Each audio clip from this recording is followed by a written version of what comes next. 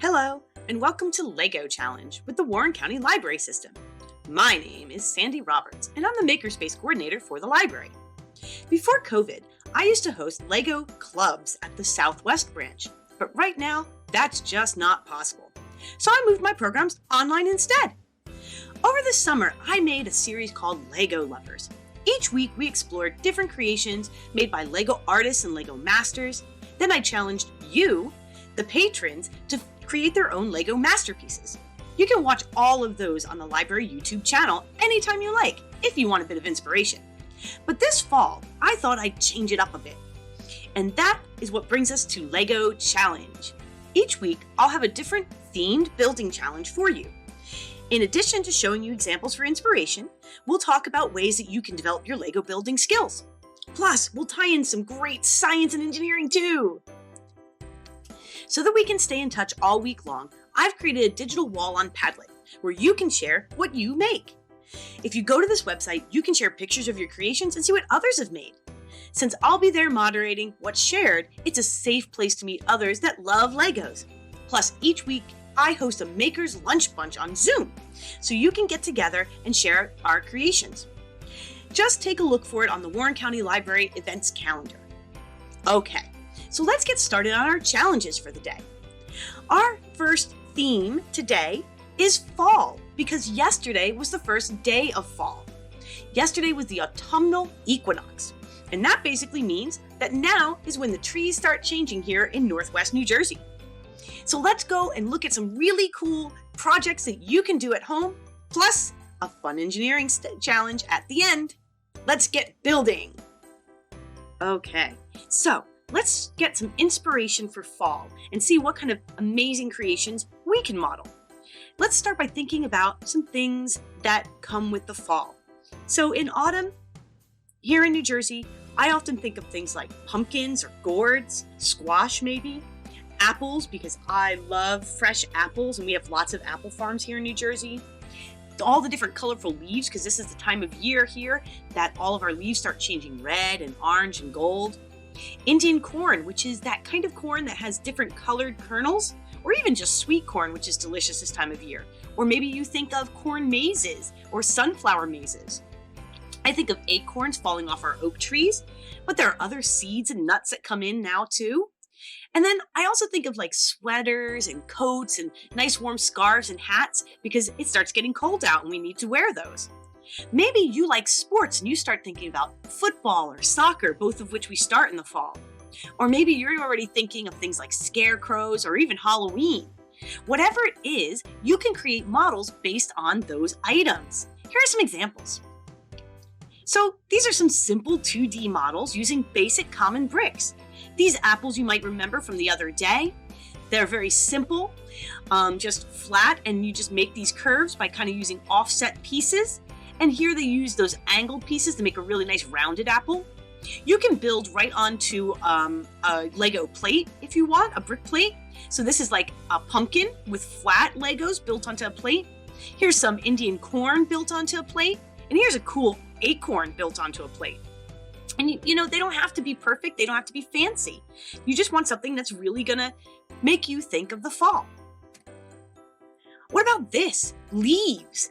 I love the sunflower right here, and I'll put links to these, some of these challenge cards and samples, because if you need a template to get started, sometimes that can really help. That can really make it easier for you to kind of get used to some of these shapes. So this is a pretty sunflower. This is a leaf. Now, what I love about this is they weren't worried about making it perfect. They were just focused on the shape of the leaf and the 5 lobes that a maple leaf has. This would be a great way to learn your different leaves around your house. Maybe get a book, find out what kind of trees you have, get the leaves and really look at them and observe them, and then try and mimic them simply using Legos. And that'd be a great science activity and a great way to get to know your backyard or the local park a little better. And then this one I put in because I just thought it was pretty cool. This is actually the Canadian maple leaf. That's a symbol for Canada. But you could get really big and complicated with this sort of thing. Now, if you're into sports, we've got some ideas for you too. This is a, flat version of a soccer ball. That's just standard pieces on a plate. And maybe you want to use some of the rounding techniques, that offset technique that we've talked about with like apples and things like that, to create your own soccer ball. Now, if you really want to get a challenge, a football is an even tougher shape to make because of that oblong shape and the way that it tapers off on each edge. But once you accomplish that round ball, building out to a soccer ball is certainly something you can do. This one's pretty cool because they use special pieces on the outside and they make really cool strings. So you might want to look and see what kind of specialty pieces you have, maybe from some of your spaceships that you could use to make this shape. Or maybe you're more into the minifigs. You can make a soccer field or a football stadium and stage a little game. Maybe even try doing a little stop motion animation. Okay, so once we have a couple items that make us think of the fall, how can we combine them into simple scenes? So it's okay to keep things very simple when you begin. You can build flat to start with and then focus on one really important item and build out from that. You want to give yourself some time and space to create and really take a little time to observe the scenes, either pictures or photographs, or go outside and look and see what's happening in your yard. This is one of my favorites. This is just a simple tree on a plate, lots of good colors going on, and small pieces used to make your leaves. You can make this an apple tree, you can make it a tree in spring with flowers on it, you can make it a leafy tree for summer, and of course you can add different colors to make it a fall tree. So this is really easy. Now, these are some Lego kits that they have for the fall. So sometimes building a kit can help you build your skills because it lets you understand how things go together. Or you might just be interested in getting some of the specialty pieces so that you can use them in your own creations. All of these are pretty inexpensive. They're all like $10 kits or less. This is part of the seasons collection that Lego puts out. They put out a small set for each season. So this is the fall set. This is a Thanksgiving set that they put out. And this is a really cute Duplo scarecrow. Now, even if you don't have these sets, you can use some of the ideas like for the scarecrow and build it with blocks that you have. So those are always, even if you don't have the kit, you might get some really good ideas from the kits. Like, look at this little turkey that they made. You could build that. And here are some mocks. Do you remember mocks? My own creation? Right. So these are some things that people use. They might have used some of those pieces from the kit or other kits to make this little farm scene and pumpkin patch. And this one down here, I just love this park scene because it uses standard bricks that you could find in your own collection to make these big, happy looking trees. So that is really cool. This is something you could totally do and make a really cool creation of maybe a forest. Now, once you kind of get used to that, you might want to make something more complex. Let's take a look at some more challenging designs. This is another Lego kit. It's their treehouse kit, but you don't need the kit to do something like this. Tree houses are really fun engineering challenges and really creative to build with Lego because you have to think about how you're going to support the weight of all your little tree houses on your tree. So that's a really fun challenge. I love this one with all of its fall leaves. Now, these are specialty parts, but you could use flat bricks to make the same kind of effect if you wanted to. Here are some more trees. This one I love because they really paid attention to the color of the bark. What a great way to get outside and really observe the trees in our yard and try to make models. Remember, models, that things that you build from life based on what you see in your yard. I also love the kind of two different color leaves that they did here. I think that that's really realistic and neat. This one is like a whole park, but I love that they did a little stream here and a little hidden bridge. And you can have a lot of fun with that. Think about how you can hide something maybe within your autumn forest. Here's a great log cabin. This is on ideas.lego.com, and I know I've mentioned that before as a great place for inspiration where people share their ideas for Lego. So this is a really cool scene of a nice log cabin. They've got their Jeep and a nice tree and even smoke coming out of the chimney. Down here we have a farm, and they are actually collecting grapes to make wine. Maybe you have a local farm nearby that you can create a model of at this time of year. That could be a really fun challenge to do.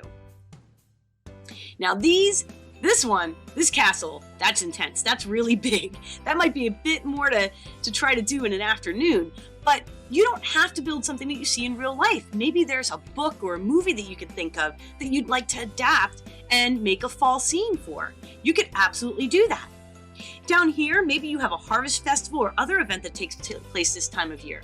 Especially right now, if that event isn't going to take place because of COVID, it could be really fun to make a scene based on it that you remember and share it with your family or friends. And then this one is pretty simple. Take your own house and build it and make the trees and other things that you have around your yard. And this is a fun one because if you want, you can build your house and each season adapt it to represent what's really happening. So those are some ideas for things that you can build. So our first challenge is to build something from fall, a pumpkin, an acorn, a scarecrow, whatever makes you think of fall. Our second challenge is to make a scene, either a simple one or something more complex, a model that represents something that makes you think of fall or a fall scene that you're familiar with, a farm, a park, or your own house. Let's go on to our engineering challenge for the day. All right. My challenge to you is, can you make a maze or a labyrinth using Legos? I want you to envision a maze that's a pumpkin patch or an apple orchard or maybe a cornfield if you've ever done a corn maze. Start with a base plate and build up. What will you use for the ball? What will you have go through your maze? I usually like to use a little marble. And then I take the base and I tilt it and move it to move the marble through the maze I've created. You can also build a maze that's more than one level so that your marble has to drop through. That could be a really fun challenge once you get your base design done. Whatever you do, it all has to rely on forces and motion. So, a force is just a push or a pull on an object. You can think of this a little bit like if you're sitting in an office chair with wheels and someone comes up like a brother or a sister and pushes the chair, you and that chair are going to roll across the floor. Well, that's an unbalanced force. There's more force being pushed on the back of the chair, so you move forward. And that's where motion comes from. But that force is also opposed by friction, which is basically like if you take your hands and rub them together, the contact force of two items rubbing against each other. So the wheels of the chair are rubbing against the floor, and that's going to slow down the movement of the chair eventually, which is a good thing. Otherwise, you'd roll right out of the house. So every time that we have something in motion, there's always a force that's pushing it to cause that unbalance, and then a force opposing that motion that's going to eventually stop it from moving. Today, we're going to use gravity as a force to make our marble move. So if we tilt our maze, that marble is going to roll down because it's pulled by gravity towards the center of the earth. When we tilt it the other way, that marble may not have enough momentum and force to go up the maze. So you can control what direction it goes in, how fast it goes, and whether or not it's moving at all just by tilting your maze. That is something that we talk about a lot in science, that a force has both direction and magnitude. So that means which way is it going and how fast is it moving? You're going to need to control both with your marble in your maze because otherwise that marble is not going to stay in your maze. The other thing you need to worry about is friction, because that marble is going to have friction against the maze itself. This is especially important because if you build your maze too small, the marble can't fit through the areas that you've built for it. The friction of the marble interacting with those walls is going to stop it from moving. So that's really important to consider as you design. Here's a great example. This is from the website Little Bins for Little Hands, and they have this great pumpkin patch example of a maze. And here you can see the marble, and they've built it just wide enough for the marble to go through, blocked it with cute little pumpkins that they built, and used brown pieces to create the walls. So all this is just built on a base plate, and the goal is to get your marble through the maze somehow, right? All the way to the end. So that's a really fun challenge that you can absolutely do, and then maybe share with a sibling or a friend. You could even post pictures of it online and see if people can figure it out even without having to roll the marble through. So that's your STEM engineering challenge for the day. Okay, I think you probably have a lot of ideas brewing now. Let's go talk about what we're going to do next. Well, I hope that you have some new ideas growing for our autumn theme. Maybe you'll make brightly colored leaves on plates, or construct a big 3D pumpkin. Or maybe you'll create a football stadium full of minifigs, or maybe just a giant pumpkin patch maze. I can't wait to see what you make. Get creative and have fun. With your parents' permission, maybe you can even make a video of yourself as you build so that you can share your process with others. Remember, we have our safe digital wall at padlet.com/WCLmakers/Lego Club.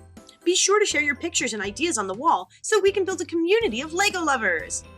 And be sure to check out the library events calendar with lots of other fun story times, events, and activities. There's also information about the days that branches are open, how to use curbside pickup, and more.